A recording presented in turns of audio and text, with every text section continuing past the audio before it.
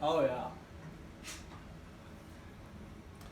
Alright, imagine playing a sport one day and you strain or sprain a muscle. A typical healing process with the necessary rest for any strain or sprain is typically anywhere from 1 to 4 weeks. Let's say you have a championship game in a week and a strain that requires a week's rest. Well, cupping can cut those days rest to about 4 to 5 days instead of a week, and then you'll be ready for the championship game. So, how cupping works and the pros to it. Cupping involves the use of cups applied to different areas of the patient's body in a series of positions in order to produce suction. The vacuum effect targets areas of skin and deep tissue within the back, which is good for reducing pain, breaking up scar tissue, and relaxing tender muscles or connective tissue. So the steps on how to cup a certain muscle. If I'm going to be cupping Diggins's muscle around beside his spine, so I'm going to come up here first. And so I suctioned it like that, and you can go to certain pressures by just going like that, and that releases the pressure. And I can go kind of mediocre or really tight. And this is right here is called stationary cupping, is when you leave them for a certain amount of time to really draw out the blood flow to the surface and circulate things, and most of the time will be in conjunction with massage to help it circulate the blood. So usually when the cup is stationary like this, I'll be massaging down here, or because this muscle is attached to his lats, I'll massage over here, because usually referred pain, if the cup is there, the referred pain will be over here. So when it's stationary, you massage at the same time. For moving them up and down the body, you usually take a little bit of ointment or cream just so it moves along the back or whatever muscle you're cupping easier.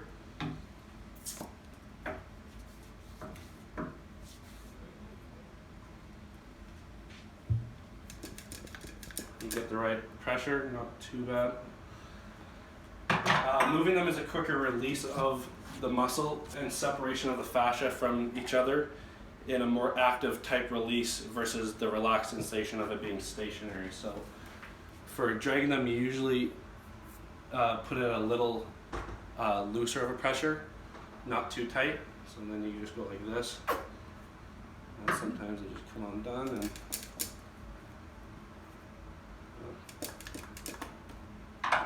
just drag it slowly up and down the back, just like that. Now release it a little bit quicker than just letting it sit. How it feels for the patient, depending on who you are and how you tolerate pain, is a factor in how uncomfortable or relaxing this form of therapy can be. It also depends on how sore the muscle is. If a muscle is super inflamed and sore to touch, then chances are the cupping might be a bit uncomfortable. And if the muscle is not as bad, with some cases, with some aches and pains, then it should be more relaxing. How the blood circulates when using the cups. Typically areas of pain and soreness are usually inflamed, just need to be massaged out or cupped. So when you put the cups on an area of pain, it suctions the top layer of skin. Some people never mark, but some people leave a session of cupping looking like they've been dotted with baloney. So if you turn it like that, that mark's already really red. So that means his blood is stagnated, which means that it's not getting good blood flow. So if I'm to cup a spot, let's say right here, and turn the camera, and if I'm to leave this cup for a few minutes, and then I'm to take it off, and it still looks like that, that means he's getting good blood flow. See the difference there? Usually whenever they're darker, that means the blood is more stagnated. So how long do the marks typically stay for? The cupping marks based on the severity of the stagnation of the blood and the inflammation of the muscle can stay anywhere from 24 hours to 2 weeks. The therapy of cupping has been used in China for thousands of years. At first it was applied using cattle horns or cross sections of bamboo. To create negative pressure inside the horn or bamboo, these ancient cups were boiled in water or fire was ignited to expel the air and suck the cups onto the skin. These cups were used mostly to draw out pus and blood in the treatment of boils. Cupping was originally used as an auxiliary method in traditional Chinese surgery.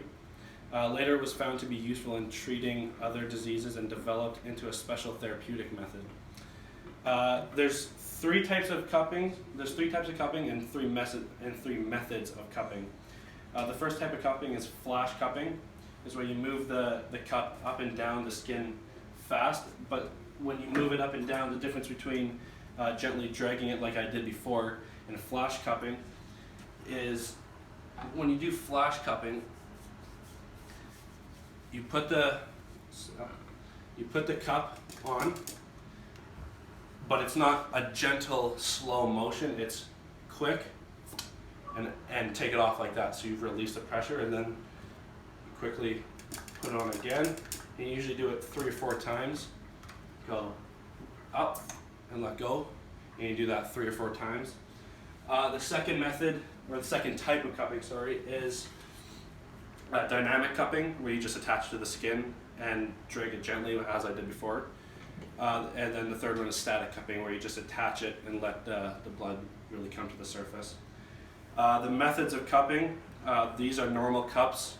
They're plastic, or you can use silicone cups where you suction them in like that and attach it to the skin. And then there's also fire cupping and water cupping. And all cupping lifts the tissue up and causes blood flow and oxygen to come into the area. The difference between the methods are basically the severities of how they feel on the body. So we started by talking about how cupping works and how it feels when they are on the body, and the types of cupping, and how finally to how cupping originated.